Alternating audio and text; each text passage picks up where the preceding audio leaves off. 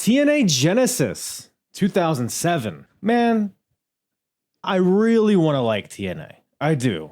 There's a lot of good stuff on this show. We got some new blood in main event programs. We got Kaz. We got the Motor City Machine Guns. We got Bobby Roode. X Division's doing well. But there's also a main event where the world singles title is defended in a tag team match.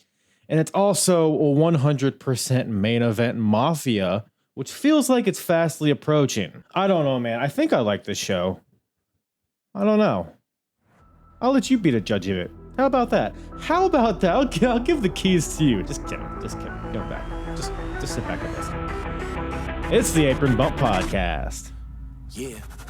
It's the hardest. Talk around and disregard it. Strip you off the ground, show you what hard is. Standing strong and proud, nothing can knock this. Let's get started. Yeah, back. Yeah. What's up, everybody? What is up, everybody? Welcome to the Apron Bump Podcast. I am your host, the hardest part of the ring. The hardest part of the ring, Kyle. Sorry, I had a few shots before this. Anywhoozle, welcome to. I already introduced the podcast. You know where we're at. We're here about TNA. Hey, English much, Kyle? Oh, gee whiz. First day with my new tongue. Oh, must not have had enough coffee yet. I want to die sometimes. TNA Genesis 2007 was a show that happened and is an event that we will be discussing today on the program. What a show. What a show. We're entering a interesting era. We're entering an interesting era of I am all over the place today. I'm sorry. But an interesting era of TNA. When people think about like mid to late 2000s of TNA, I think a lot of people often default to the like, oh man, it could have been so good if these old timers didn't come in and take everybody's spots. And it's like, yeah, I mean, we're starting to see that with this show. Because up until this point, we've seen a lot of good stuff, a lot of bad stuff, but a lot of good stuff. And there's still a lot of good stuff and a lot of good stuff to come.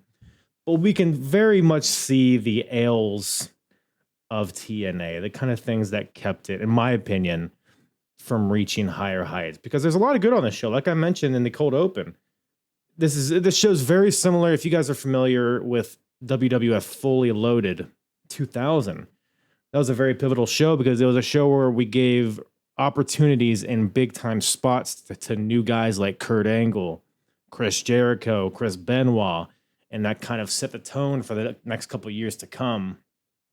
And TNA, I'm not gonna say this is as significant here, Genesis 07. Well, I mean, Kaz is in the semi-main event against Christian in a ladder match to see who becomes the number one contender for the world title. Like a month or two ago, this guy was a fucking third-rate undercard faction member in Raven's bullshit flock. We got Samoa Joe versus Bobby Roode. Bobby Roode has been dicking around with Eric Young seemingly for fucking 5 years, doing these tarred and feathered matches with Tracy Bro. Like But he's in a serious feud here with Samoa Joe, who's a top guy in the company at this point. And you got the Motor City Machine Guns catching fire here in a pretty good match against the Dudleys. We got the first ever women's knockouts title defense. We crowned the first champion at the last pay-per-view, Bound for Glory, which was Gail Kim. By the way, if you want to check out that episode, as well as all of these TNA episodes, I've covered every single pay-per-view from their first ever proper 3-hour pay-per-view starting back in 2004 with Victory Road, all the way through 04, 05, 06, and all the way here, almost all the way through 07. So that's a lot of content, a lot of great content with a bunch of great guests, etc. to talk about such a wacky company, wacky promotion, wacky time in wrestling. It's always, even if the shows aren't fun to watch, the podcasts are always fun to discuss for bad or good reasons. But no, yeah, like I said, a lot of good stuff here. Women's title. We got the X Division title. Jay Lethal versus Sanjay Dutt in a great match. AJ and Tomko tag team title match. They're defending the titles against the Steiner brothers. We got a Shop of Horrors match with... What's a Shop of Horrors match? Hardest part of the ring? Well, we'll get to it here in a little bit. Don't you worry. But it is Black Reign versus Abyss. And we get a major, major debut in that match.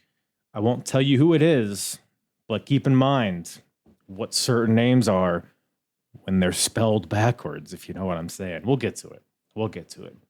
And in the main event, tag team, not a tag team title match. It is the individual TNA World Heavyweight title is on the line in a tag team match. Kurt Angle, the champion, teaming with Kevin Nash to take on Sting and a mystery partner. Ooh, who is it?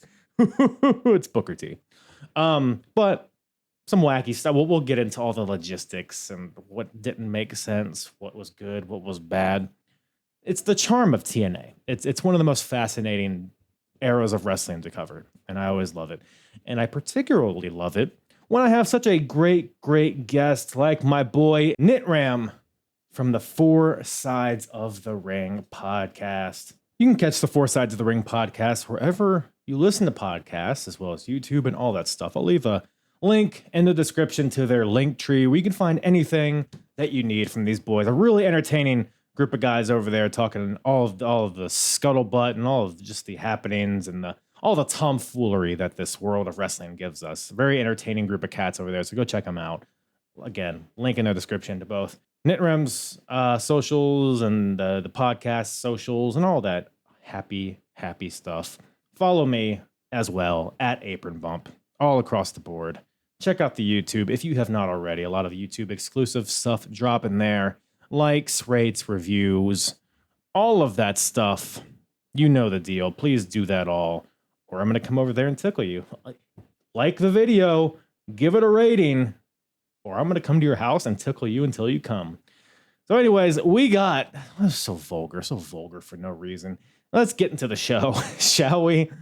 TNA Genesis 2007 with myself and Nitram from the Four Sides of the Ring podcast.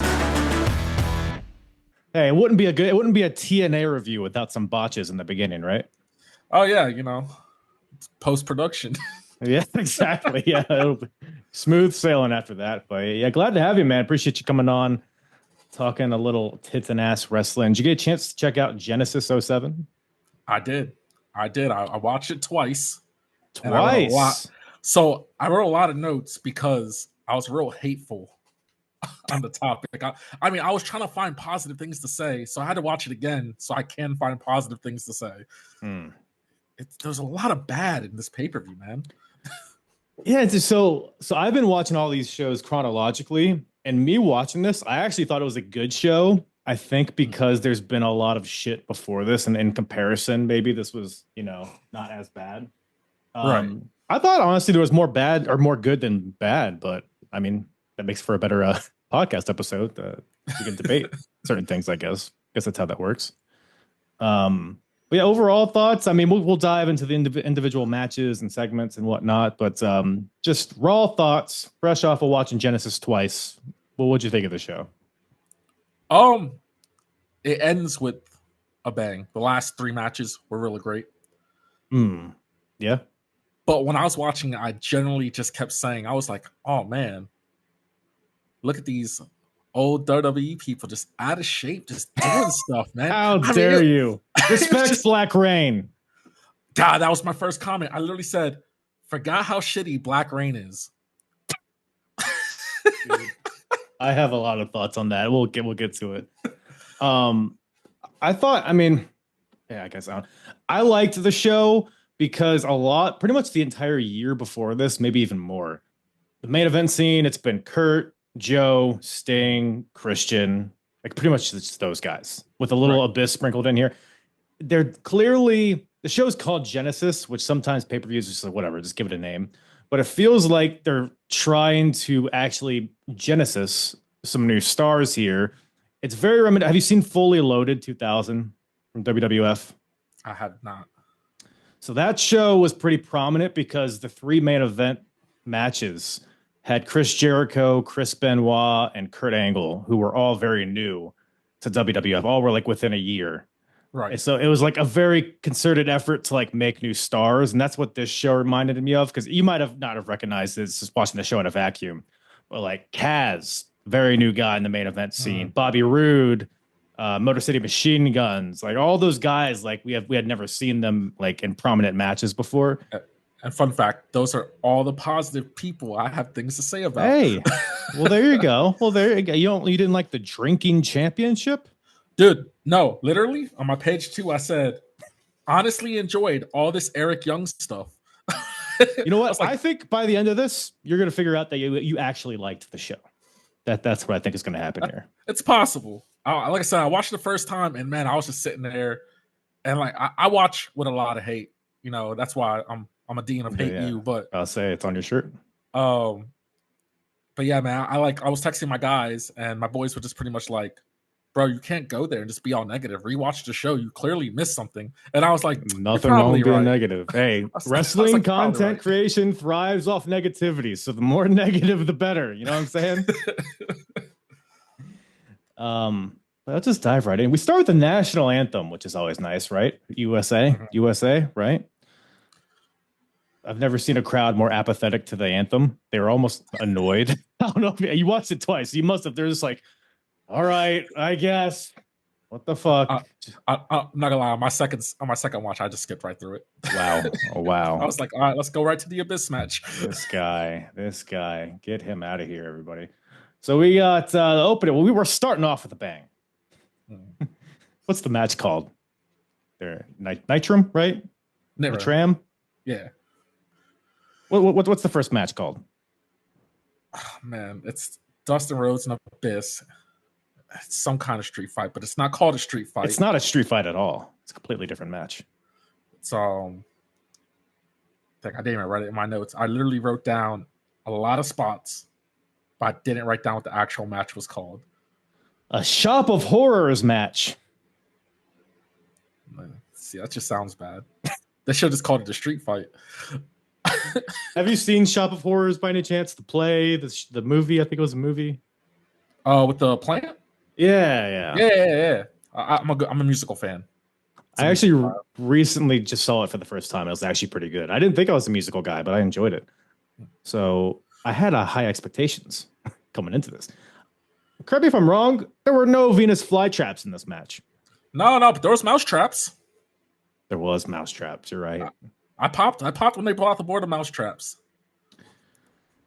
I didn't pop. I really did. I popped when they pulled out the board of mouse traps. I think it's a creative spot.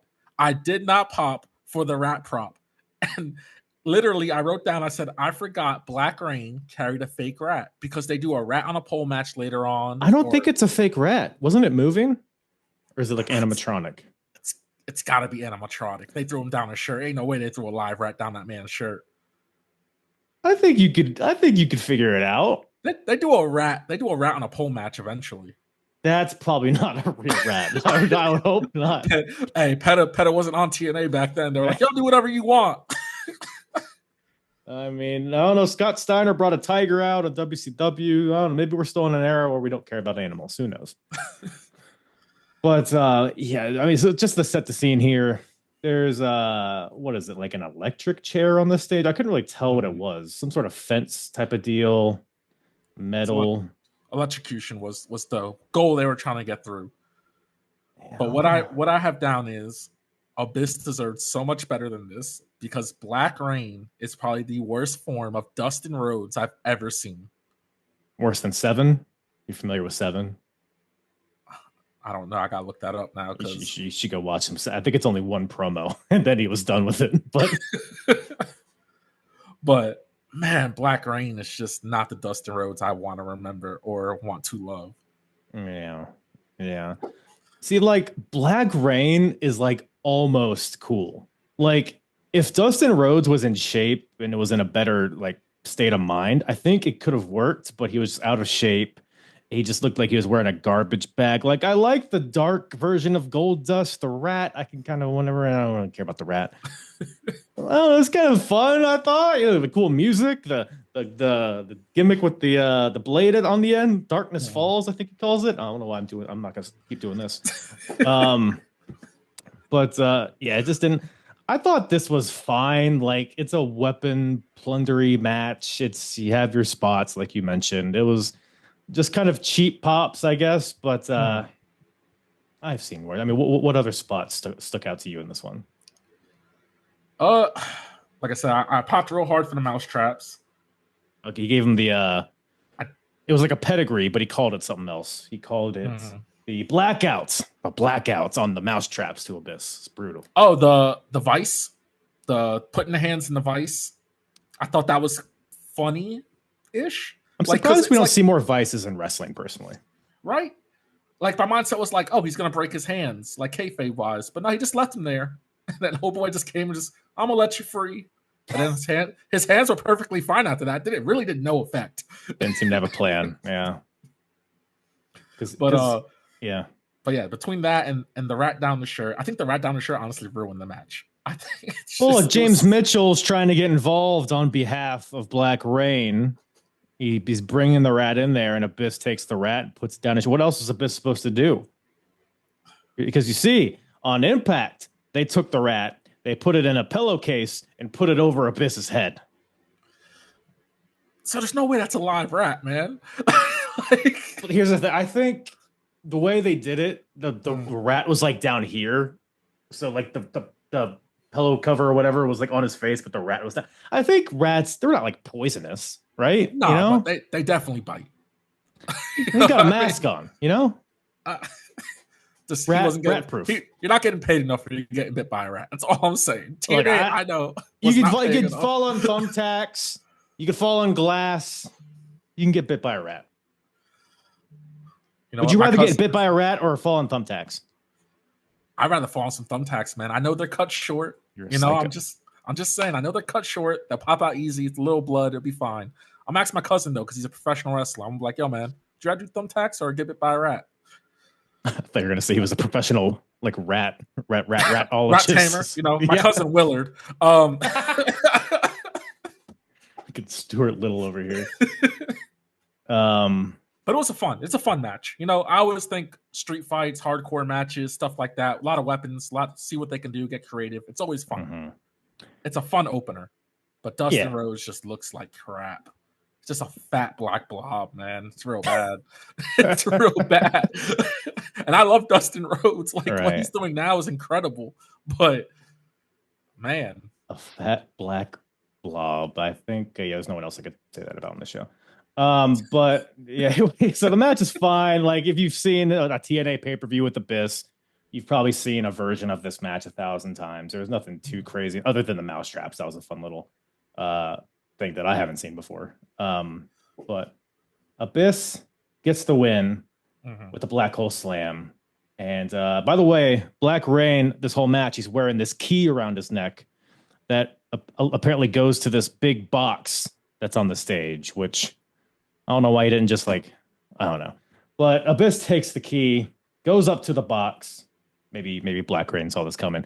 Abyss takes the key, goes to the box on the stage. It's a big box. It's a human-sized box. Opens it. Mist comes spraying out of it.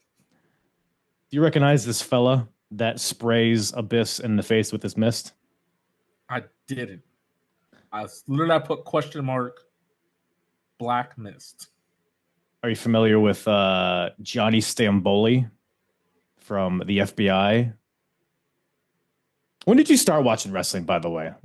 I started watching probably when I was like 6 years old with my brothers, but it was strictly like WWE. And then what year would that have been? Jeez. It would have been around 2000. About this time, 2005. Oh, so you're post 2000s. Oh, okay. Yeah, so I didn't start getting into TNA until like the very end of the Octagon ring. Okay, I see. Okay, so you missed Relic, which is this guy's name. Relic which I don't know if you've heard. It's killer spelled backwards. The cleverness. Yeah. It's really the nuance of TNA is just unstoppable. Let me tell you, non-stoppable. So Relic makes his debut here. He's a former Johnny Stamboli. He was in the WWE for a bit, but he's back here to, I guess, be Black Reign's minion of sorts. I don't know. How would you describe Relic? Is he a demon? I was gonna say worshiper would be like he's clearly for Black Reign. Right. So it's like a cultist, you know, like you think it's sexual? Everything's sexual with Dustin Rhodes, though. It's a good point. It's a good point because, like, a Relic, you know, you change a few things of his attire, and he's a gimp. You know, he's just a leather daddy. He's getting whipped with Cat of Nine Tails or whatever.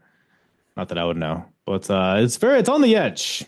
You make a good point with the Dustin Rhodes element. I think he is androgynous, so I'll unpack. He's a sexual guy. But is Black Reign a sexual guy? That would be crazy. Black Reign needs to just be freaking. Where do you think he puts that rat? Apparently down shirts. You know it's going. You know it's going down low. It's going somewhere. That rat is clearly known for being on the human body. That's all I'm saying. On in everything. So, oh, by the way, they shove Abyss in this box and then throw it off the stage. Abyss is dead, I would assume. So, good stuff there. And maybe not. I don't know. But we go backstage. There's a limo. Yeah. There's a limo in the back. The main event, by the way, everybody, is a tag team match for the world title. Yeah, I know. Doesn't make sense. We'll touch on it later. Yeah, I have thoughts on that too. Boy, howdy. It's not the first time they've done it, by the way, this year. So, so it's Kurt Angle's the champion. He's going to be teaming with Kevin Nash. And he's going to be taking on Sting and a mystery partner. Who will it be? Who will it be? And we can only assume that the person in this limo is that mystery partner, I guess. I don't know. I would think the mystery partner would have already like gotten there and started stretching or whatever, but I don't know. Maybe they're just chilling in the limo. Drinking it up, apparently. Well, what killed me about this was how hard the security guard went. Like he wanted his 5 moments to shine. He's like, I am security. Like I was just like, yo, beat him up. What are you scared of? He's taking his job very seriously, this gentleman. Yeah, he got his lines in. Man, maybe he'll make it one day. But JB, Jeremy Borash, is out there. He's trying to get the scoop. He's trying to see who's in the limo. Security, it's like, I don't know, 10 security guys in front of this limo. Very serious business. JB tries to get in there, but like you mentioned, the guy's like, come on, get out of here. And then JB's like, hey, I make a lot of money around here. You know what I'm saying? So let me in. And then for whatever reason, that didn't work. And the security guy's like, hey, get your milky white ass out of here. Which I thought was sensational. Sensational line. It's just his attitude completely changed. Like the next scene. Well, that would be like a running thread throughout the show. Don't you worry, everybody. That's what ties everything together. Oh, yeah. So we didn't find out who's in there yet, but maybe we will later. But in the meantime, we got a little tag team match on our hands here. We got Team 3D, Brother Ray, Brother Devon, taking on the Motor City Machine Guns, Alex Shelley and Chris Sabin. Man. So I actually like the story here. I think maybe it plays on real life and it's kind of timeless. I feel like it's kind of relevant today too. The Dudleys hate the X Division. They hate the flipping and the flopping and the vanilla midgets and all that stuff. And they've been taking it out on, you know, Shark Boy and Petey Williams and everybody on Impact, everybody in the X Division. They've been putting them through tables and whatnot. And the Motor City Machine Guns are not going to stand for it because they were made in Detroit or whatever. So we got a tag match here for X Division versus anti-X Division, I guess. First thing I wrote down was, ooh, the Dudleys were fat. Fat Dudleys. You got Bubba Dudley and Black Reign. Continue. Fat Dudleys, man. But like I said, one thing I'll give TNA props for is for someone who went into the show blind. Their video packages throughout the entire show really do a great job. They're good, The narrator was kind of boring, but their video packaging and letting me know exactly what's going on was top notch. Because I sat there and said, it's big beefy men, the Fat Dudleys, versus high flying fast boys, the City Machine Guns. That should have been their name. The Fat Dudleys. Yeah. Team 3D, man. You know, they were 3D-eyed. They were definitely big up. 4D. That being said, the Dudleys are still the Dudleys. Bubba knows how to work a crowd. Devon's a great wrestler. This match was a lot of fun. Generally, just a lot of fun. I was texting my brother. I said, man, WWE got the Motor City Machine Guns way too late. Because, Yeah. man, like, not that they still can't go, but, man, they were something special in this time. You know, like Chris Sabin and Alex Shelley, man, were just killing it. But I also wrote down during this match, there's a spot where Bubba brings out the belt. And I said, man, nothing screams 2000s like a metal-studded belt. Emo Bubba? Come on now. I was just like, and they emphasized that. They're like, that metal-studded belt. And I was like, oh, yeah, that was a whole phase. People But had he's not. colors. I hate the way that he hits because he's doing the stomp on the mat deal, like the douche. He's not like whipping him with it. He's hitting it like it's a baseball bat. Like if you're gonna have a belt, hit him with the belt. Don't be a pussy. Exactly. Bubbers. No, I want to see these metal studs fly off. You know. Oh, come on now. But no, I agree. This is actually a pretty good match. Solid story. I think the crowd really resonated with it. I think they were because the Motor City Machine Guns crowd loves them. They're in this position because they were so hot with the crowd from the get-go. I mean, the Dudleys tried to slow it down in the beginning, but once the Guns started speeding up the pace, they were getting the advantage. And ultimately, towards the end, Bubba sets up a table in the corner. They try to throw Sabin through it. Does a cool-ass flip. Dude. Sabin backflip, running up the table, backflip, lands on his feet. Devon, this close to the table, by the way, like he was perfect. I mean, it couldn't have been better. Sends Devon through the table as he charges him, and then the Guns hit this crazy kicking combination, followed up with a double enziguri of some sorts, and that gets them the 1, 2, 3. So the Machine Guns beat the Dudleys, which I mean. Huge win for them at this point. So I thought it was a lackluster finish. I thought they had at least one more act to get in before they got that pin. Like it was one of those matches. So when it finished, I was like, "Oh, it's done." Yeah, it did feel kind of like, "Oh, that was what ended it." But like the Machine Guns, like you mentioned, like how the WWE got them way too late. Like the Guns at this point were like so innovative. Like that sequence that finished this match, you see like every tag team do like a version of that. But at this point, it was like so like out of the box and like nobody else. This is before the Young Bucks and all that shit. So, for the time, I think it made sense. But yeah, no, good stuff. Good story. I mean, we're not done with the Dudleys tonight, but it's cool to see the Guns get the win. I have a complaint about that also, but we'll get to that when we get to that. Can't wait. I can't wait. Can never have too much fat Dudleys. The Fat Dudleys, man, you know, and there's a scene where Devon, he takes his chest just hanging out, and I'm sitting there, I was like, oh man, just Fat Dudleys, man, out of shape. There's a lot of ex-WWE people on this show where I was like, this is probably the worst shape they've ever been in. Well, Devon's at least like, he just has mass. Like it's fat and muscle that he put on. Bubba's just a fat piece of shit. So, you know, they look in better shape now, which is at least that. They noticed that they were not in good shape. So it's crazy. All these teams were at SummerSlam just the other night. A couple people on the show were, but yeah. Any other thoughts on that one? No, I mean, it should have opened the show. I thought. I agree. Should have. There was 2 matches where I sat here and said that should have opened and that should have closed, and I think this one should have opened. You can't start with mousetraps. You know, you need a little foreplay before mousetraps. Yeah, I got to work my way into Black Rain. I don't know. It was just too. It was America the Beautiful and Black Rain, and it was just too close together. Have you ever seen a TNA show before? By the way, before this, well, I guess you said you started watching like later, right?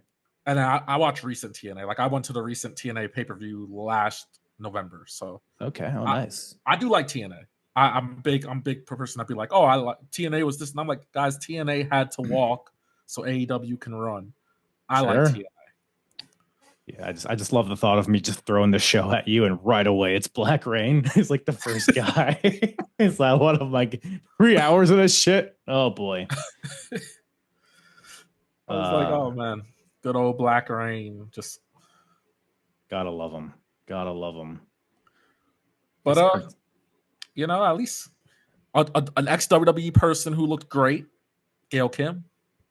There you go. Yeah. And her first defense of the TNA Women's Knockout Championship. So they just crowned the first champion, Gail Kim, at the last pay-per-view. So we're very, very early in this division. So we got Gail Kim defending in a 4-way against ODB, Angel Williams, who is Angelina Love, and Roxy Laveau. I thought this is pretty solid. It was definitely like we're, again, early in this division. People don't really know who ODB is. I think she's just starting to flesh out her character. It was like the first time she brings the flask out. She has, just the crazy lift up brawl or whatever the hell she's. I don't know what she's. The dress she really with the went collar. For that old dirty bitch look in this one. You know, hey, can't sue her for slander. That's for sure. Yeah, you know, I did write down. I said, Women's Revolution definitely started in TNA. Oh, for sure. The Knockouts division has always been. Woman can wrestle, woman can do this. And I think WWE tries to take credit for that. It's always been a Knockouts division. This match was fun. It was fine. I thought they had enough time to do everything they needed to do. And I liked the ending. I liked that Kong came out. I popped for Billy Gunn. Forgot he was with the beautiful people. Well, he's not yet, but he's about to. He's with, at this point, so VKM. He's with his boy Road Dog, or whatever his name is here. Him and Road Dogg are with Roxy Laveau, the Voodoo Kin Mafia. Yeah, because it was like Vincent Kennedy McMahon is what people were saying. It was. Do you get it? Do you get it? So, but they're with Roxy Laveau because Voodoo. Now she's like a Voodoo queen. I don't know. None of it makes sense, but we're rolling with it. And I don't know. I have a note here. I forget I don't even know what it means. I wrote ODB spanking and muff smash on Roxy. Oh, it's because she took her head and like shoved it in her cooch. Yep. And yeah, that was one of her. Yeah, there we go. She innovator, man. I met her in person. She's a lovely woman. I met her in person. She's a lovely woman. But innovator. Something like that. I stand down, man. Hey, that was a risky character for her to do, and it worked. So made her stand out, if nothing else. Yeah. And we got Angel Williams. So this is pre-Beautiful People. So I think we're right on the cusp of that. Angel Williams, who would go on to be Angelina Love. She's just kind of here to be, I don't know, just a blonde. We didn't have a blonde in this match, so let's throw her in here. And then Roxy out there with VKM. Now, I agree. It was a pretty solid match here. Like, women's wrestling in 07 is not in a great place. But, yeah, to your point, the Knockouts division has really started here. So, or the women's wrestling, the women's revolution was started here. Any spots in this one stick out to you in particular? Besides the ODB and the finish, not really. But they had enough time to cook. So, it was fun. Yeah. Fun fatal four-way. And like I said, honestly, I forgot how good Gail Kim was. Like, I always talk about how good Gail. I'm like, oh, Gail Kim, yeah, she was great. She was but watching it, I was like, oh yeah, she really was good. Like, yeah, no, yeah, she was, a perfect pick to be the first Knockouts champion, and she ends up winning this match, defends her title successfully with a straight jacket neck breaker to ODB. After Roxy missed ODB. More missed, by the way. It's our second miss spot of the night so far. Or keep a running tally. But then out comes Awesome Kong after the match. So this is the match that we're really building to. On the impacts leading up to this, Awesome Kong has had a variety of squash matches. She's been very dominant. I mean, obviously, you look at her, she's a dominant force, but she's been getting win after win on Impact. So really, Gail Kim and Awesome Kong is the match we're building to. And I would argue, this might be a little bit before your time. Maybe you didn't watch these matches, but I would argue these are like the most significant matches for women's wrestling. Have you ever seen any of their one-on-one matches by any chance? No, I've seen Awesome Kong's later reign before she went to WWE. Okay. And had that it was only, God, that was a short run, right? That was like 4 months when she was there. But yeah, I mean, but the presentation that they gave when she came out, the camera work, the way they showed her, I could instantly tell. I was like, this was their, storyline rivalry. This was the one. Oh, yeah. If you talk about Gail Kim and TNA, people are going to bring up her because it simply just the way they presented everything, the way Gail looked after it, it looked great. Yeah, no, and to this day, the Knockouts title, the TNA women's division is always heralded as like one of the best women's divisions, and this kind of sparked it. I mean, these Awesome Kong and Gail Kim, they were like main eventing Impact, which was unheard of at this point in time. Like at this point, like WWE, whatever, WCW, ECW, there weren't a lot of like, oh, did you see that women's match? Like there are some good women's matches, but they weren't like presented in a way where it's like, oh, that was an awesome match, like to the viewer. That's what 2007. They're probably still doing bra and pennies back then. You know what I mean? It's just definitely were, yeah. Right. So it's very revolutionary. Big difference. And then we're off to the races. So excited to see that. Cool little deal here. Just getting Gail Kim a defense here before I believe she loses it to Awesome Kong. I don't totally remember, but we go backstage once again to the limo. So Jeremy Borash couldn't get in there, but maybe Carrot Angle can. So Carrot Angle just walks up to the guy. He's like, "Hey, can I get in?" She's like, "Okay, yes, ma'am, Mrs. Angle." She's using.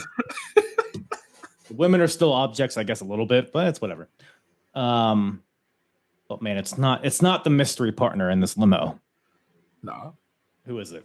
Tell me, I forget. It is James Storm, and I wrote down, look at young Eric Young. Ooh, hair, young, fresh-faced. God, I love it. Thought this was going to be so dumb, and it was generally one of my favorite things throughout the entire show. Right. The belt being the WWE spinner belt with a bunch of stuff just glued on it, with a beer bottle spinning. Couldn't be more obvious that it's just a WWE belt with some shit on it. It's the Velcro title. Oh, man, it's so great. James Storm also just highly delivering. This was hilarious. And he was just like, why you going in our limo? Why are you outside? Which, by the way, why are they in a limo? Like, why did they get a limo to do this? It feels very out of character for both guys. What kills me is he's like, why are you going in our limo? Bro, it's been 3 matches. It's been at least 40 minutes. And now you're questioning why there's people outside your limo? What the hell are they doing in there? I know they're drinking, but good golly. A little suspicious. Man. Yeah. Young Eric Young, man. At first it popped, but this whole thing just carries on. Yeah, it carries on through the show. Eric Young and James Storm, they had a match on Impact a few weeks ago. But then James Storm wins, but he respects Eric Young in defeat. So he gives him a beer, and then they chug a beer together. And ever since, they've been competing, who can drink more and whatnot. So we get this running thing throughout the show. Another running thread throughout the show. It's the title you mentioned, the beer drinking championship, or whatever the fuck he called it. And just the fact they got away with that's just hilarious. Spinner, the beer bottle. You can still see the WWE emblem on one of them. They weren't watching. Who gives a turkey? Well, we'll touch more on that later, I guess. Just setting the scene there. But before that, we got an X Division title match on our hands here. We got the champion, Black Machismo, Jay Lethal, versus Sanjay Dutt, the Guru. Man, I liked this a lot. I thought this was an awesome match and a clean finish also, which is like a 4-leaf clover with TNA. It's you can barely ever see those. Just not a ton of build here for this match. These two had been friends for a long time. They kind of came in. They were both kind of vanilla underneath guys. And then Jay Lethal adopted this new persona, became a hit with the crowd, and then Sanjay Dutt is like still kind of just like an underneath guy. He has like this new guru gimmick, which I guess is like he's trying to create peace of mind because he's trying to deal with the fact that he hasn't reached the success of Jay Lethal. So that's kind of an underlying thing here. He was collecting money from fans, and they're actually giving him money. I generally was like, is that staged? And I started looking at people. I was like, oh no, they're throwing dollars at this man. This man is genius. He just made like an extra $30. Well, he doesn't walk out with it, but we'll get to that later. Oh, yeah, well. But no, I thought this was good. Like at the opening, they're like, chain wrestling and countering each other's roll-ups, and Sanjay's he's like, Barry Peace, whatever, I love you, but then he gets pissed off at some point and just slaps the shit out of Jay. Love that stuff. And then we're kind of off to the races from that point. But yeah, what'd you think about this one? I wrote down, didn't expect much, but I knew Jay Lethal can wrestle anyone. Right. This match is where I think the pay-per-view started actually increasing in quality. Okay. At this start. So I was like, okay, we're getting somewhere. I hate to say it, but everything before this probably could have been cut. Maybe not the Gail Kim, but it's just like, right. This is where, to me, I started watching and I was like, yeah, this is where everything starts to pick up for this pay-per-view. Okay. So I think you enjoyed most of it. I would say, all right. It's just, until the Fat Dudleys came out, man. I think you just don't like the Fat Dudleys. I think you like everything else. The Fat Dudleys came out. So this is the issue I had, and this is a running thing on this show.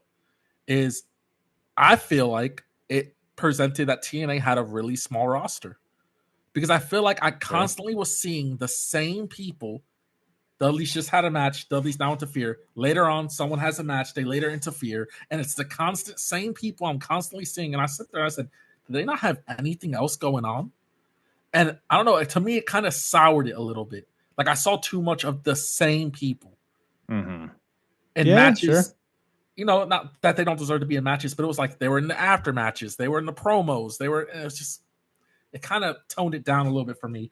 But Devon pockets the guy's money, and I laughed. Of course, it's Devon.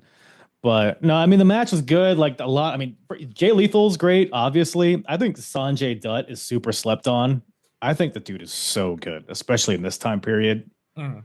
Like everything he was doing was so smooth. Like the moonsault, Jay gets out of the way. Dutt lands on his feet, like from the top rope, does another moonsault, kind of what Andrade does nowadays, and then follows it up with a standing shooting star. And again, like 07, this stuff is kind of almost commonplace now, but 07, this was like mind-bending stuff. Yeah, it was.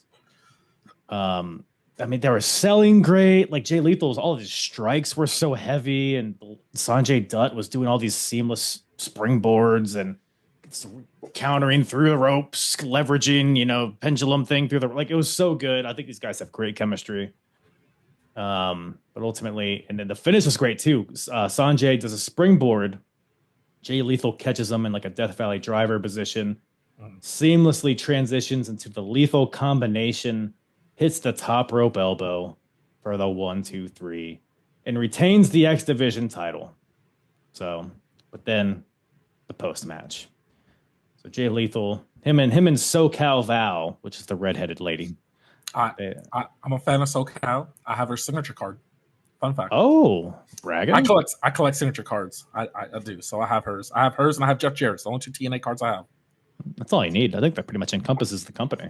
So, but SoCal Val and Lethal, they've been kind of flirty in the past couple of weeks. So Lethal invites Val into the ring. They kind of have a moment in the middle of the ring as Sanjay Dutt. By the way, Dutt and Lethal, they hug. It's like it's all good. Sanjay's throwing rose petals on them as they're kind of just like holding hands in the middle of the ring, having a sweet moment. But then those goddamn Fat Dudleys. The Fat Dudleys. Back. Team 3D thick. You know what I mean? I do know what you mean. Man, 3 triple D? I don't know. So they get in here, they attack the X Division guys, 3D to Sanjay Dutt, 3D to Jay Lethal. They corner Val just to scare her. They don't do anything, but they just startle her a little bit. You get the belt attacks, studded belt makes an appearance. It's good stuff. And then Bubba grabs the mic. He also grabs the X Division title. He says, the Machine Guns cheated earlier. They didn't beat us. So we're going to steal this X Division title. We're going to hold the X Division title hostage.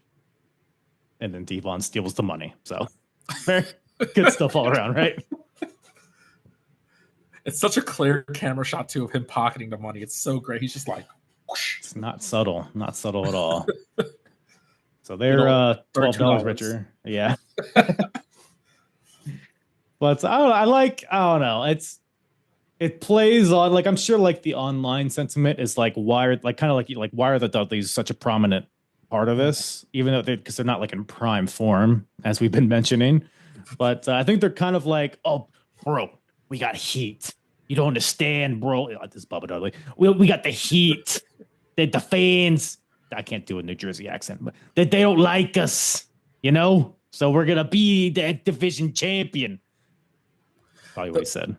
And I agree, because I believe one thing about Bubba Ray is that he is a genius for in-ring stuff. But he could talk his way into anything. And I do agree that he went to somebody who said, the more Dudleys on the show, the more views we're going to get. And, I'm pretty sure that's all it took. But... Yeah. Well, so I guess Bubba's X Division champion. I don't know. Is that what that means? But more on that hopefully later. I'll keep you updated on the Dudleys and their adventures in the X Division. Don't you worry. On their journey of losing weight. Yeah, well, no. Well, eventually. We could Bully Ray. Bully Ray's a little bit more svelte, I would say. But man, after that, we cut backstage.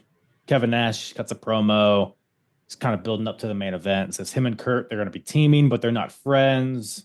But they have to coexist to take on Sting and his partner. We'll get into all the goofy rules of the match when we get there, but it's kind of more build to that. But then we cut to Eric Young and James Storm chasing the devil. So they're in like some room backstage and having like a beer Olympics of sorts, which is what it seems like to me. Jacqueline's there to kind of mediate. Seems like she's with James Storm. You familiar with the chasing the devil? I'm not. It was so weird, this segment, because I generally feel like they didn't have a script, because the way they were talking, he was like, I think you say the hair. He's like chasing the devil. Like, it was almost like he wanted to say the hair of the dog, and then he was like, they just started doing some different stuff. I think maybe they're shoot drunk. That's what I'm thinking. And honestly, if that's what it is, it made for a way better segment, because I generally just started laughing. I think, like I said, this honestly was probably one of my favorite things ongoing throughout the entire night. But yeah, they had the little the beer bong. Yeah, beer bong. And I was sitting there, I was like, it's a random bottle of wine. And then what killed me was, like, I was sitting there, I was like, are they getting drunk off 1 6-pack? Well, they got little Jack Daniels there. Jack Daniels. Who knows what else? I was sitting there, I was like, well, all I see is 1 6-pack. And then he was like, that's the good stuff. And I was like, okay, we do got a bottle of liquor somewhere. All right. What beer was it? Did you catch it? I meant to look. I didn't. It didn't look like it was a legit beer, though. It might have been didn't something look familiar. Like if they slapped a label on something just to cover up so they don't have to pay nothing. But right. I don't know, but yeah, I mean, we might as well just like kind of wrap it all up here, because it's kind of like they'll do it in pieces, like in between the match. So I guess they're having like a beer, like who can drink the most alcohol, essentially. And but I love this, like, because James Storm is a guy they like tried to make a serious heel for so long, didn't really work out. So now they're leaning into this like comedic role for him, which to me I feel like it just fit him so much better. Like even like in the Beer Money, his tag team with Bobby Roode is kind of the goofy one. I thought it just fit him so well. That was like, because he comes up later on the show, Bobby Roode, and Randy Savage was with me. He was like, oh, that's Bobby Roode. And I was like, yeah, this is like pre-Beer Money. But I was like, but Beer Money? And he's like, what's that? And I explained it all to him. And I was like, generally, top 10 greatest tag teams of all time. Like, I agree. No argument from here. But it's a James Storm. He's like the beer guy, so he's pissed off that Eric Young is hanging with him. So he's trying to do the beer bongs and the chasing the devils. Like you take 2 shots and then you chug a beer. It feels like he's just making this up. To your point, but like, they were just like I said, there was no script. They were just shooting at it. Like, yeah, we're gonna do that. I was like, all right. They literally told him, hey, go in this room and do some games or something. I don't know. Figure it out. We got a Shop of Horrors match to book. How do you figure it out? Then, like later in the show, they cut back there. Jacqueline has a flask in her tits for some reason. She makes Eric Young grab it. He chugs it. No. Oh yeah, you're right. It was Borash. Borash goes, they're drinking back there. He goes, I've been having a hell of a night. I need to go back there too. Like, it's like, have you, JB? You just tried a little bit to get into a limo. That's all you did. You piece got of punked shit. by a security guard. Yeah, Milky, whatever the hell he called him. Then so JB's in there. He's getting the scoop. Eric Young shows. Am I supposed to believe that James Storm has never seen a beer bong before? Look, what killed me was like he chugged it, but there was so much foam coming out. And then he was like, yeah, you know what? And he started pouring the liquor in it. You just see the foam constantly pushing out. And I was like, I wonder what I could believe he drank some liquor. But did he? You know what I mean? Why not? If you're not wrestling, might as well just get hammered on TV. Facts. But he eventually passes out. And that leaves Eric Young to win. I guess that's the rules. If you can't walk, you lose. I suppose so. The rules weren't really laid out to us, but I would ascertain that those are the rules. Yes. What killed me is he's like, I win, and Jacqueline's just like, leave it, put it down. He's a new champion. That's his belt, lady. He was like, don't let him drive. Oh man, well, hopefully not. I don't know. It's 07. There's no rules. Good old days. Yeah, the good old days where you can get away with a good joke. Yeah. Oh boy. Well, so Eric Young, new drinking champion. So that's something. But we got another title on the line, or I guess 2 titles. We got the tag team titles on the line.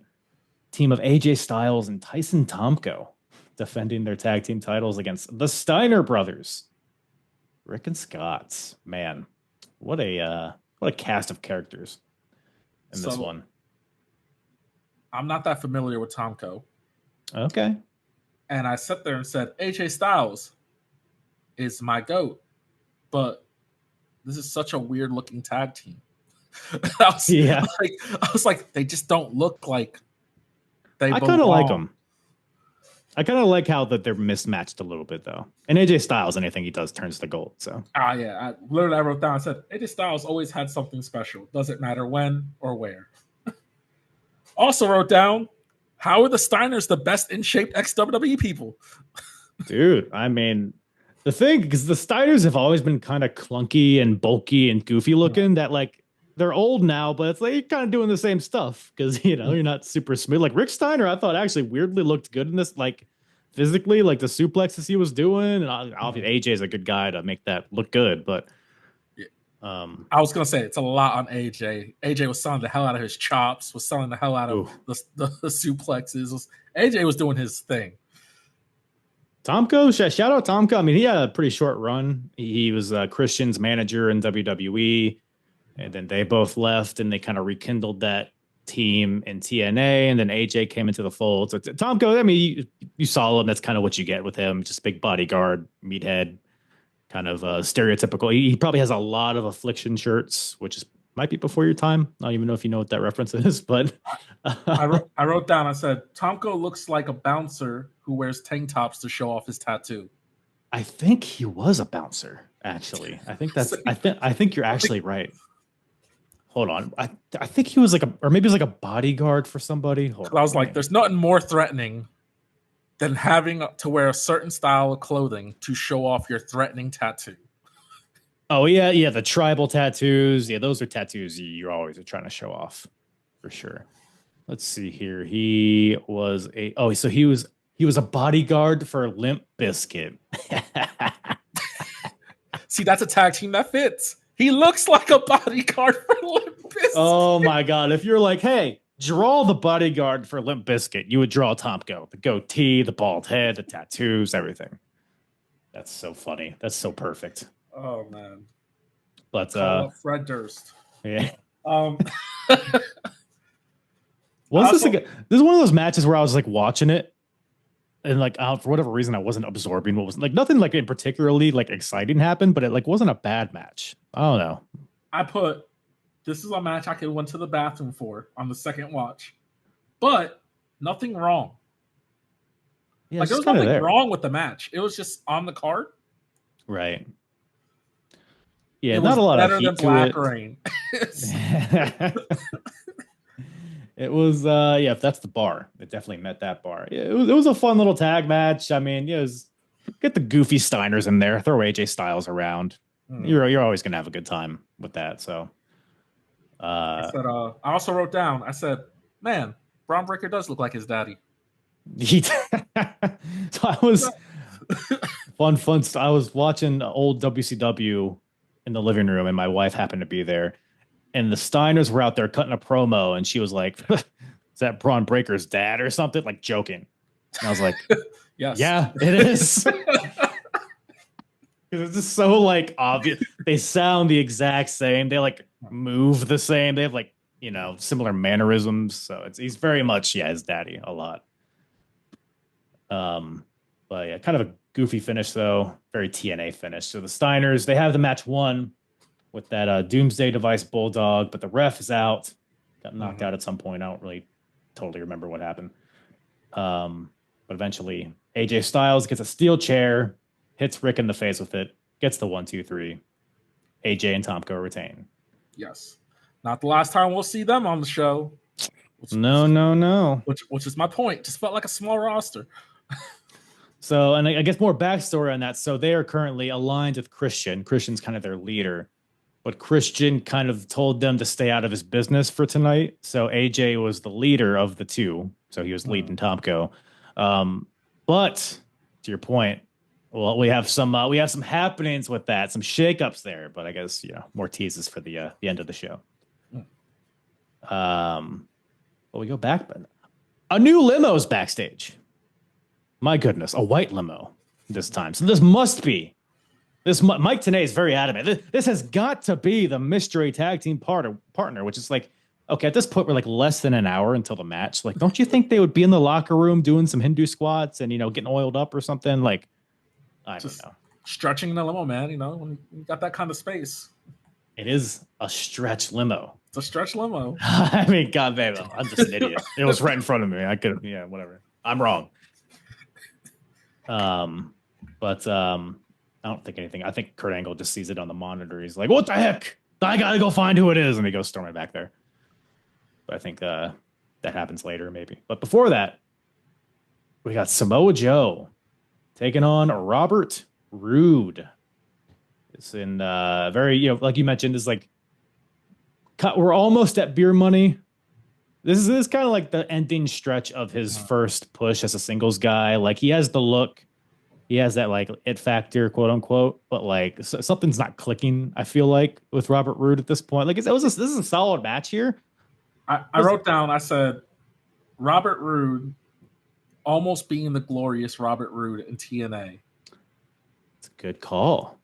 Then I wrote down Joe versus Roode, great video package. What is this NXT takeover? Oh yeah. Didn't even. Yeah, that makes. Yeah. But yeah, no. I mean, generally, I wrote down, and this is before the next match. I wrote down best match of the night. Really? I generally think so. I think Bobby Roode and Samoa Joe honestly were. They're always in sync. They have great chemistry, them two, and there's just something about the match where I sat there glued both times watching it, like almost as if it was the first time I watched it. But it's not the best match of the night. That comes later on. But okay. That being said, I look at this Joe and Roode match and everything they've done forward all the way up until their NXT when Roode debuts against Joe. And I said, the way everything was planted seeds here is almost beautiful because it literally was like a flash into the future. And right. yeah, I mean, there wasn't like any crazy spots. There was nothing really, like, oh my god, insane. But it was just solid. It was a solid match. It could have went either way, which was a great thing. And but yeah, man. I mean, on top of that, like I said, the video package guy really sold it. Yeah, the build, not a crazy build to this one. Like the tournament, which we'll crown the winner of later in the show. Both these guys were in it. Robert Roode cost Joe his match. Joe cost Robert Roode his match, and that's pretty much how we got here. Two guys that don't like each other and both cost each other a shot at the world title. So pretty kind of basic kind of feud here, but good promo from Robert Roode before the match too. Like it's always been, I feel like, his strength is his ability to talk. He said, "I made you bleed like the pig that you are, and I'm gonna make you moan like the bitch that you are." It's like, what the hell? Are you gonna fuck Smo Joe? It's bars. It's bars. Yes, something. That's something. But hanging out with Black Rain, man. You gotta figure out how to make men mode. You just that TNA locker room. We gotta put a tally up for every time we bring up Black Rain. Not enough. More people should talk about Black Rain. Is what I'm thinking. I'm gonna tweet later. I'm gonna tweet Dustin Rhodes and be like, "Did you honestly enjoy your Black Rain run?" And I'm curious if he'll even tweet me back. He might actually. He might. I would guess he does not have favorable opinions on that. It's weird, man. It's a weird character. Goldust is a weird character, but Black Rain, when you out weird Goldust, you're on something else. I think that I'm telling you, man, it was almost there. If he just wasn't fat, he was just in goddamn shape. If this Dustin Rhodes that we have now was Black Rain, it could possibly work. I could see the Natural coming out there with a rat, and he can make it work today. Gotta be a trained rat, man. Trained rat. Yes. Yes. Hey, what do you think of these fire dancers out there with Smojo? It was probably a waste of money out of his pocket. I fucking hate these. That's like he comes out to these goddamn dumb grass skirt. Like it's not Samoa Joe. He's not like hookah haka. Like he's like big Samoan guy. Like we don't need I don't know. But I wrote down, as far as wrestling goes, Samoa Joe has just always been Samoa Joe. Oh yeah, he's pulling out all the classics in this one. The kicks, the Olay kicks on the outside, the sentons, the knees, the sit down, the Uranagi deal in the corner. All the good stuff. Robert Roode with neck breakers, working on the neck of Samoa Joe. Busts out a pile driver, which felt like a big deal here. We're in a pretty taboo period for the pile driver. Yeah. Then the finish comes when Robert Roode sets up for the payoff. There's a fisherman suplex. But by the way, like halfway into this match, it just cuts to Tracy Brooks, who's there with Robert Roode. She's just laid out, unconscious. Bill Cosby, right on the floor. And Robert Roode sees this. And he's like, whatever. And he continues his fisherman suplex. But he's distracted for just enough time that Samoa Joe can take advantage and hits the Muscle Buster for the 1, 2, 3. Such a mean-looking move, too. I love that move. But so good. Tyson Kidd didn't like it, but I like it.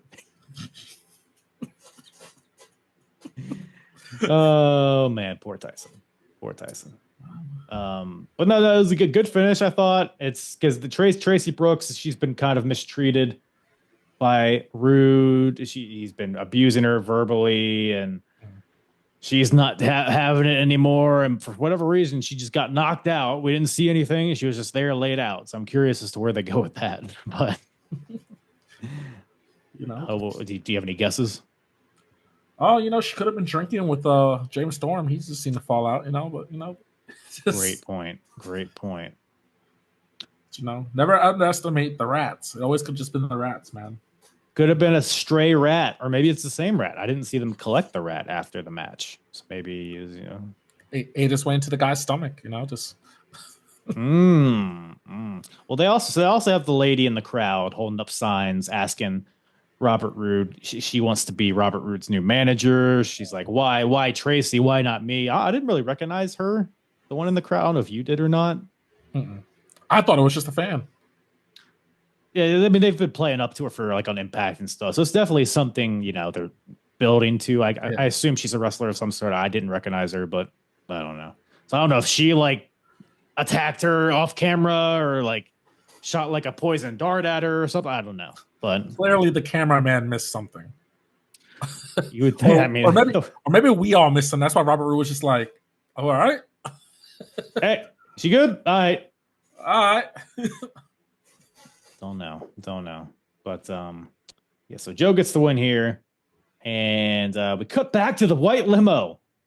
I know what you're. I need more limo talk. Well, we cut back to the white limo. Kurt sees this. He's like, I got to go out there. I got to go see who's in there. I got to go see who my opponent is tonight. So Kurt goes back there, beats up all the security guards. He doesn't even ask. He just starts throwing hands. And then Sting comes in there to stop him. He runs him off with his bat or whatever. So nothing really happens. But yeah, Kurt's desperate to see who's in this limo because it's got to be the guy in the main event, right? I mean, if it's not, we're wasting a lot of cameramen just filming limos in the parking lot. Just a guy. Hey, your duty, stand out here and look at this limo all night. Man, oh man. But just trying to explain to your boss like why he was filming the wrong limo for 30 minutes. Oh, the white limo. My bad. I'm sorry. Gosh darn it. All the security's around the wrong limo. That's so funny. But we get to our the match before the main event. We got a ladder match to crown the number one contender for the TNA heavyweight title. And it's the finals of the Fight for the Right tournament, which is to crown the number one contender. So we got Christian Cage versus Kaz. Ladder match. Match of the night, you think? That's what I wrote down. I literally wrote down, never mind, this is the best match. My notes. Christian Cage was great anywhere but WWE. Yeah, I think he was good in WWE, but I think he definitely thrived more in TNA. And then, like, I was trying to explain this to my cousin. I was like, TNA, amazing. WWE was like, it's Christian. AEW, amazing. It's like he just thrives outside of WWE. I don't know if he he has his own creative pool or whatever it is, but they missed opportunity. My second note, Kaz. I guess Kazarian's too long. Well, let me tell you why. So he was initially, before this, he was in Raven's group, Serotonin. So it was kind of the Flock, but it was, a different name. So he recruited different guys. Kaz was in it, some other guys, but he gave them all like wacky names, and all the wackiest they could think of for Kazarian was Kaz. And I guess he just kept that name when he broke off from that stable. So, but yeah, and then I put small ass ladders. Yeah, I mean, I guess it reached, right? I don't know. There was something about the ladder being the same height as Christian Cage that I was kind of like, this is a tiny ass ladder. Look, brother, we just had to pay for Booker T. Like we don't have to hit in the budget to get big ladders. All right. Slowly take your 2 steps before you get to the top. Okay, that's all I'm saying. We got 12 limos to pay for. We don't have enough money to get 12-foot ladders.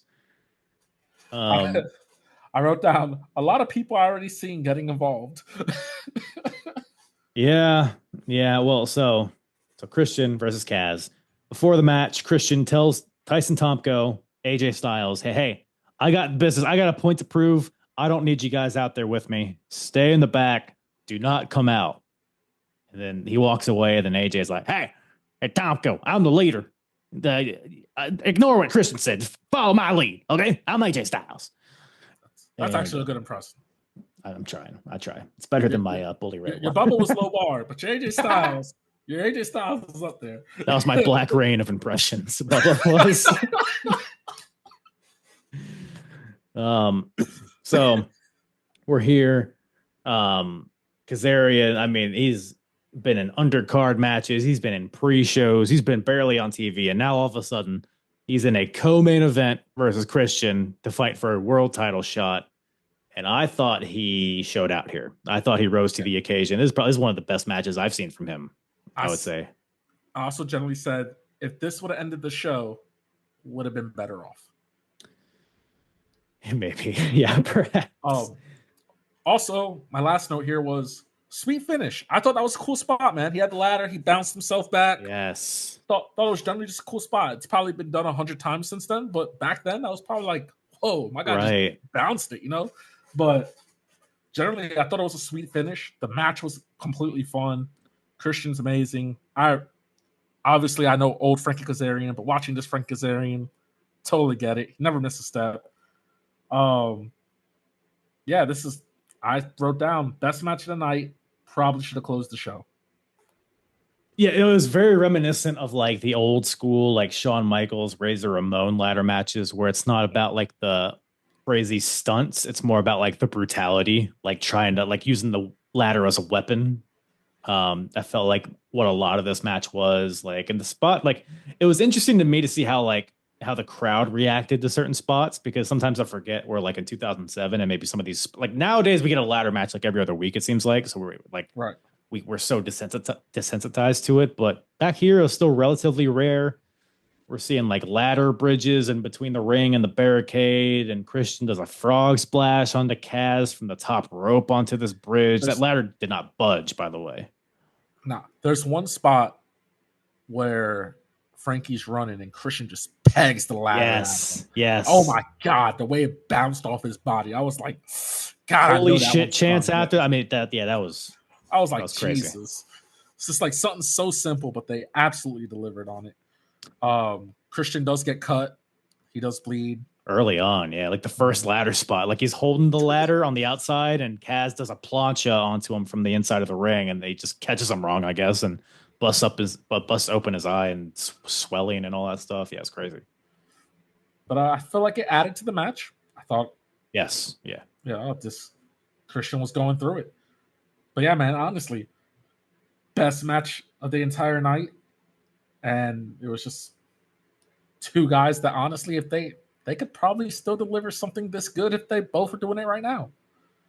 Christian's still as good today as he ever was, I feel like. And Kaz, I mean, I haven't been super tapped into TNA, but from my understanding, he's still doing pretty good stuff there. So he is. But there was one point in this match where Kaz, he has Christian down. He sets up the ladder like in the ropes, like between the first and second rope, but like most of it's in the ring, like in the corner of the ring. And he climbs the ladder. And he's like, "Wait a minute, I'm not in the middle of the ring. The contract's over there." Like, yeah, I guess maybe he's been hit with the ladder too many times. There's so many times where they like set up ladders, and I'll be like, they realize they're not even close to it, right? I'm like, either the camera angle is really bad, or they are not centered to wear the title. Yeah. Which, by the way, it's a contract that they're trying to get, but it's not in a briefcase or anything. It's just a loose.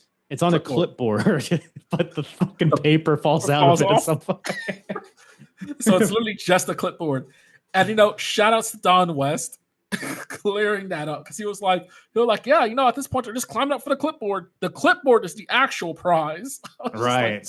Like, good job, Don. May you rest in peace, man. Great commentator. They made it make sense, I guess. But yeah, towards the end here, Christian climbs the ladder, almost has the clipboard, but then Kaz springboard drop kicks the shit out of this ladder, like sends it flying. Christian goes flying. Like a lot of these spots that seem very cliche nowadays just felt so impactful here. But then Christian gets back up, he recovers. He's starting to climb the ladder. He's almost at the clipboard. But then AJ Styles and Tomko come out to, I guess, try to help him, but he's already like at the top. So it's like, why is this point that you need to come out? It's almost like they're in cahoots with somebody else, maybe. I don't know. I don't know. Story will tell. We'll see how that angle shapes up, folks. So AJ yells, he's like, "Okay, Christian, keep climbing, keep going up." And Christian's like, "Why are you out here? I told you to stay in the back." And then this distraction allows Kaz to climb up the ladder. They're both at the top. Ladder tips over. Christian falls to the outside onto Tomko and AJ. But like you mentioned, Kaz catches himself with his foot on the top rope, shoves himself back to the middle. Very precarious, but it looked great.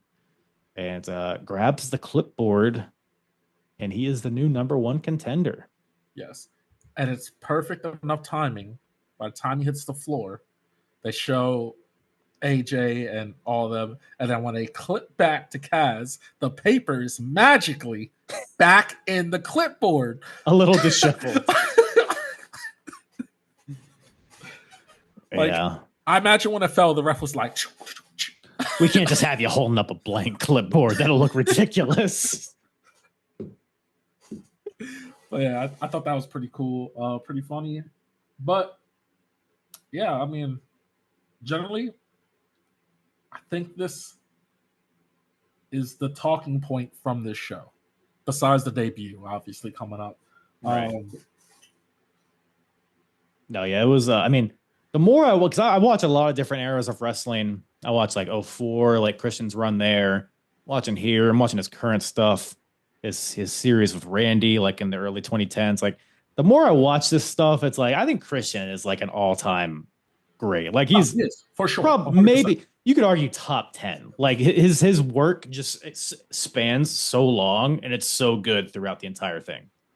Do you remember when Christian was like secretly announced for AEW and Tony Khan was like, it's going to be a Hall of Fame worthy talent? Right. I remember telling the guys, I was like, it's going to be Christian Cage, guys. Like, Christian Cage is a Hall of Fame worthy talent. He's just not in the Hall of Fame. Like, he's great. And when it was Christian, the backlash that they was getting, and I was like, you guys clearly don't know ball if you don't think Christian is this good. Like, I think he just always gets compared to Edge, and obviously Edge is like the more like highlighted guy of the two. But Christian has so many hidden gems like this. Like, nobody talks about Christian versus Kaz from Genesis 2007, but it's like a great match. Mm-hmm. And you know, like his series with Randy Orton, obviously the TLC stuff early in his career. I just watched like all the matches he had with Chris Jericho in 2004. I don't know if you've seen those matches. It's like a pretty dire period for WWE, but those matches are legit great. They have a steel cage match that's awesome. The WrestleMania match. Is that before Team Canada? That is after. Team Canada. Yeah, his Team Canada run was a bit of a shaky period, but he's one of the best. He's I mean, underrated isn't even the right word. He's legitimately just one of the best of all time. I think the reason why people don't consider him that is, like I said, is something about his WWE run that kind of just like fell so flat. You know, ECW world champion, which that ECW was garbage. He was world champion twice, which that run was cool, but he only got it because Edge forcefully retired. Yeah. And he was made to look like a doofus when he was champion. One more match, which caught on somehow, which good for him. But it's just like, I look at his work in TNA, I look at everything he's contributed and done so far in AEW, and I can sit here and say Christian Cage has left more impact for wrestling than someone like Edge has. You know what I mean? Like, so, but sure. Edge is the WWE guy. You know, he had a great WWE run, so people compare it. But, you know, I mean, try to make it outside WWE. It's not going so well for some people, but for others, it's a shine, you know? So, yeah.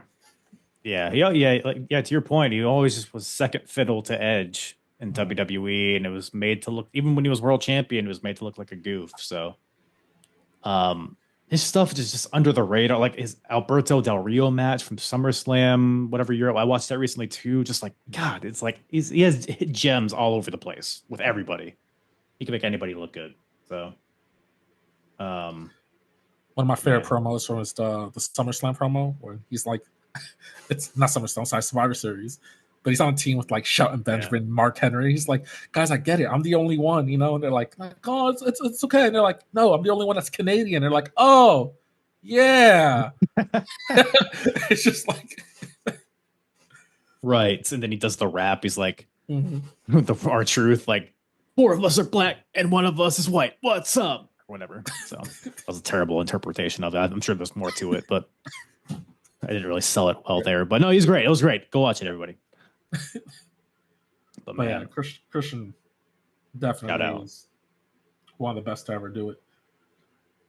But speaking of some of the best to ever do it, we got our main event on deck here, everybody. We got the TNA World Title up for grabs in a tag team match. A tag team match. Yeah. So there's a thing about TNA that I have to explain to people that don't know TNA, and it's that they have some goofy as stipulations, matches, rules, and this is definitely one of them. The reverse battle royal is definitely another one. By the way, that's how we got to Christian versus Kaz. The first thing of that tournament was a reverse battle royal. But continue.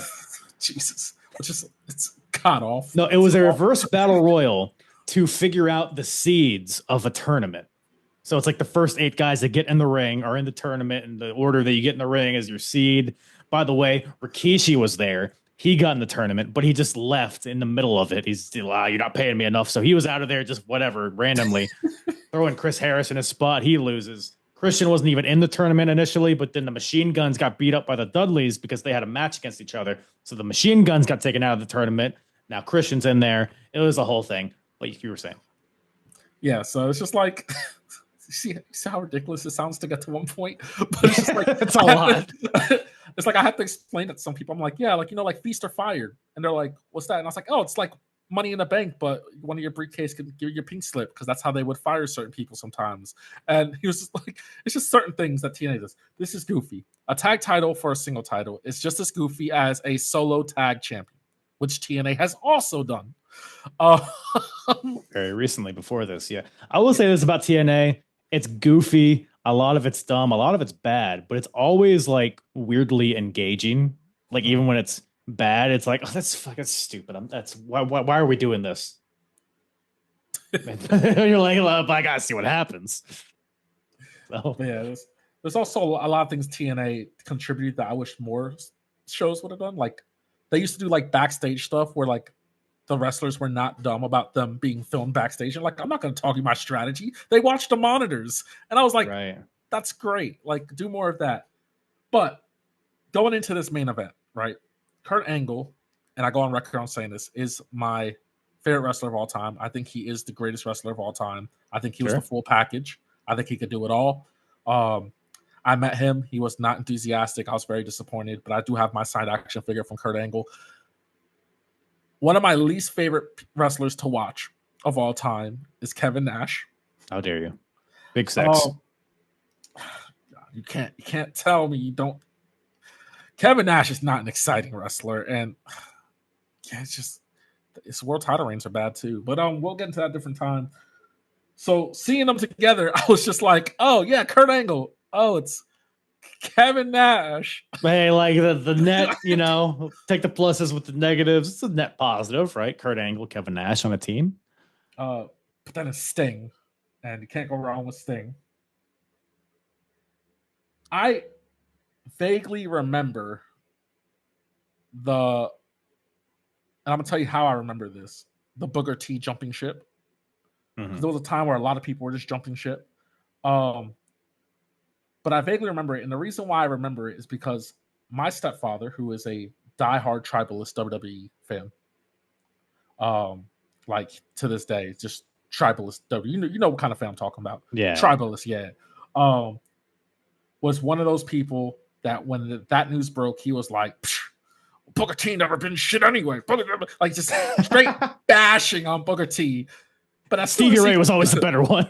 Yeah, like I'm trying to. It's comments like that that kind of tribalism. But it was just like one of those things, and I was sitting there, and I was like, Booker T's I'm doing what? Like Kurt Angle's doing what? Like as a kid, I'm like this is cool. Yeah, he was real tribalistic, except when it came from Sting. He never once talked bad about Sting. I don't know what it was. Something about it. He just loved that man. But that was his line. Very, very, very toxic fandom growing up in my house. Ahead of his time. If Twitter was back then, he would have been he would have had 1 million followers by now. But yeah, and the pop. First thing I wrote down, I said, listen to the pop for Booker T. Shout out Booker T. Shout out. Booker T and Kurt Angle are two wrestlers that I say TNA runs, I always say I think are better than their WWE runs, but it's not that far off. Okay. Yeah, sure. Are you familiar with their feud in WWE, Kurt and Booker? Yes. I want to have sex with your light wife. She's a gutter slut. I want to have bestiality sex with her. Ooh, good stuff, right? So I think it's safe to say Booker. You know, they go pretty far nowadays. Yeah, but the Vince voice came out, but just subconsciously. Vince was like, I just want you to say this to Booker T. No, just say it. God damn, it'll be so good. But this match was okay. I don't think it lived up to the. It felt rushed to me. That and the finish to me kind of seemed odd. So I don't know if the ref missed his spot. Or if Kurt really, like someone said, and then Kurt should get out the ring, grab the ref, go back in for the 1, 2, 3, and look frustrated. Because like he sat there and was just like, what are you doing? What are you doing? Like turn around. Kind of made Sting look like a jamoke too. Like, oh, he's knocked out for real. Yeah. My dude, that was a 10 count. If I ever seen one, like didn't even get the angle slam. Nobody gets beat with the angle slam anymore. Like if Sting would have kicked, I would have been like, okay, we got here. But the fact that was the finish, I was kind of like, did the ref just forget his spot? Like, well, he was distracted by the, I guess obviously Booker T debuts here. So it's Booker T and Sting versus Kurt Angle, Kevin Nash. And by the way, the rules here, whoever gets the pinfall or submission becomes TNA champion. So if Kevin Nash were to win on behalf of his team with Kurt Angle, they would win, but then Kevin Nash would then take the title from Kurt. So like there's like Kurt and Kevin Nash are like trying to like they're breaking up each other's pins, even though they're on the same team. It's a fatal 4-way without saying it's a fatal. Why not just make it a fucking fatal 4-way? I don't know. But also it's like, why would you even like if I'm Booker T and I'm like, oh, okay, so we're gonna be on the same team? Yeah, but if you get the pin, you're world champion. Why would I be like, oh, don't worry, Sting, I'm gonna make sure you win, buddy? You know what I mean? It's a goofy stipulation. Yeah, why wouldn't Sting get somebody shitty to be his partner? Because then that would increase his odds. Right. Like Gilbert or somebody. Get Black Rain. Get Black Rain to be his partner. Oh man. The rat down Kevin Nash's long body, man, would have been fun for Black Rain, huh? That was a crazy thing to say just there. His long body. Whoa. Okay. Off his long body. Oh, all deep in there, I guess. Yeah. I wrote down Kevin Nash got tagged in. Boring. Kurt's back in. Fun. Kevin Nash back in. Boring. Yeah, I kind of have this, like, it feels because Booker T obviously has his entrance. It's a big moment, huge pop. Sting starts the match for his team, which I get. You want to build to like the hot tag or whatever. Yeah. Like the crowd's chanting, "We want Booker." Spinaroonie. They were going hard for Spinaroonie. They wanted the Spinaroonie, but it felt like they didn't really like capitalize on the build to the hot. Like it felt like Booker T was just in the match at some point, and he was just like he got in, then Kurt Angle ran away, so he kind of like stifled the momentum there. I feel like it didn't really, to your point, didn't really live up to what it could have been. I think. I generally think I thought the stipulation was goofy. I thought the ref spot, whether it was on purpose or just made everything kind of look goofy. And it's just one of those things where it's just like, I wrote down Booker T, good debut, forgettable match. Yeah, I mean, so the reason the ref is distracted, we should mention. So Karen Angle comes out in the middle of this match. And I got to read my notes here because there's so many goofy things happening. Starts arguing with Queen Charmel, or I don't know. Well, before Charmel comes out, so Booker, he's in there. He's spine buster, Spinaroonie, scissors kick to Kurt Angle. Kevin Nash breaks up the pin. Kevin Nash hits Booker with a jackknife, but then Sting comes in, Scorpion Death drop to Kevin Nash. So everybody's just getting in there, hitting their finishers. At this point, Karen Angle distracts the referee, and on the other side of the ring, AJ Styles and Tomko come out. Why are they here? They've been aligned with Christian. He has nothing to do with this. But AJ and Tomko come out. Tomko lays out Sting with a clothesline. And then on the other side, Charmel comes out. And then her and Karen start having a cat fight on the outside of the ring. In the ring, Nash jackknife, goes for a jackknife on Sting, but then Kurt hits his own partner with the title belt because he doesn't want Nash to pin Sting. Then Kurt hits the Olympic slam to Sting, but then the ref's distracted with the wives on the outside fighting. And then Kurt, to your point, has to go out and say, hey, I got this guy beat. Come in here. And it's this, but I'm watching this. I'm like, oh, this is going to be a 2 count, right? This is the spot. Oh, he had him beat, but it took too long to cover him. So he's not going to beat him with this. But no, it's just the 1, 2, 3, and we're done. Booker T didn't even factor into the finish at all. He was the big debut. TNA. Standing strong with his wife at the end. Yeah. And, they close out looking at Christian, looking right above. Yeah, Christian comes out. He's looking confused. Does the old Owen Hart WrestleMania 10. Like, what the heck? What the heck is going on in here? Like what he's saying to himself. His boys have left him for Kurt, maybe? Don't know. But a lot going on here. A lot of reason to tune into Impact this Thursday, huh? One of my last notes I wrote down, I said, it's funny how a lot of this is main event mafia without being main event mafia. This is 100% main event mafia. And the point of watching this is like, man, just in a couple months, they're all going to be on one team. It's going to be fine. Like, whatever. Who cares? They all wear nice suits except Samoa Joe. But, just... He's fat. But so are the Dudleys. No, wait. The Dudleys are... They're thick. They're Team 3 Dick, Team Thick D. Gotta love it. Yeah, the main event, the main event started and there was like 12 minutes left. I was like, okay, they're going to stuff a lot in here, like very quickly. But it was fine. But it was all for the Booker T debut. I question, it felt like a big deal, I guess, in the moment, but in the grand scheme of things, like when I think of Booker T and TNA, I don't really remember. I feel like he didn't make a big impact. Maybe I'm just forgetting. I just remember him being a part of the main event mafia. That's pretty much it. World champion. Yeah, but who wasn't? I was a TNA world champion. That is a good point. Who wasn't? But I don't know. But yeah, overall, TNA Genesis 07. Are you feeling better about the show now that we talked about it, or worse? I think you just didn't like the fat people on the show, except Samoa Joe. You know what it is? I love Samoa Joe. But you know what it is? I think the show starts bad and ends bad. And you ever play my GM mode?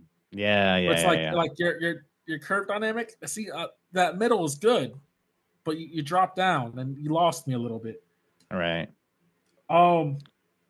Yeah, you can't start the show with the national anthem and then go to Black Rain. It's a very harsh transition. And then end the show with some of the greatest people to ever step in the ring, but all of a sudden you got 4 interference spots, confusing rules, and a ref who clearly doesn't know what his job is inside the ring. A lot going on. A lot of spoons in the porridge, as they say. I think if you move this match to the pre-main event and had Christian the main event with the turn there, it still would have been as effective. Yeah. But, yeah. Oh, it's a crazy time for TNA. I mean, the roster is loaded at this point. You add Booker T to what they already have. The X Divisions. I really enjoyed Jay Lethal versus Sanjay Dutt. That might have been my second favorite match. I would agree. Ladder match, probably match of the night here. I still think Rude and Samoa Joe are the second best match. I thought that was fine. I thought it was good, but I don't know.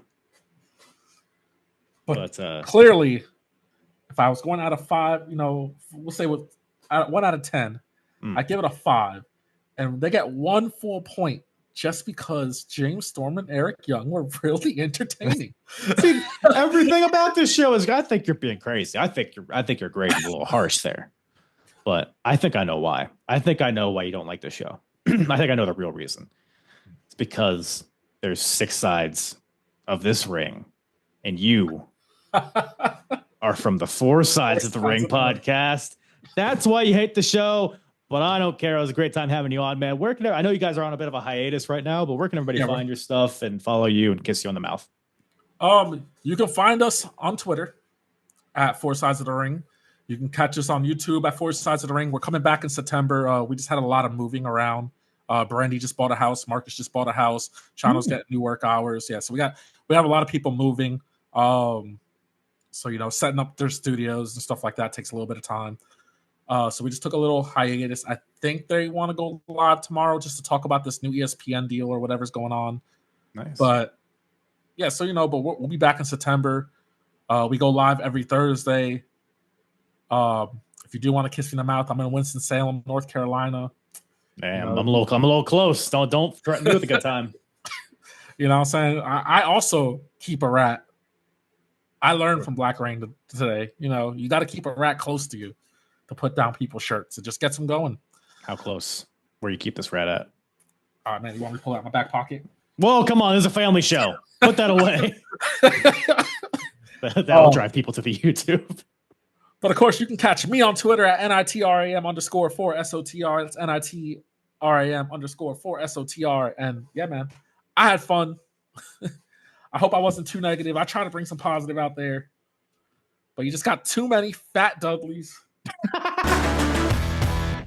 Once again, thank you to Nitram from the Four Sides of the Ring podcast for joining me. Was a hoot. Have my boy Rammer Jammer on the program. Go check him out and go check out all Four Sides of the Ring podcasts, everything they do. All that stuff will be in the description, as well as all my socials, yada, yada, yada. Hey, I think that about does it, huh? I think we about covered it. That was a fun time. I had fun. Did you have fun? Did you get there? No? Oh, tough. Anyways. I think I'd do a good Squidward. What do you think about this? SpongeBob. I think it's this portion of the podcast where I think most people have tuned out. So I can just really say anything. I could go on a real damn. Never mind. I was gonna. Hey!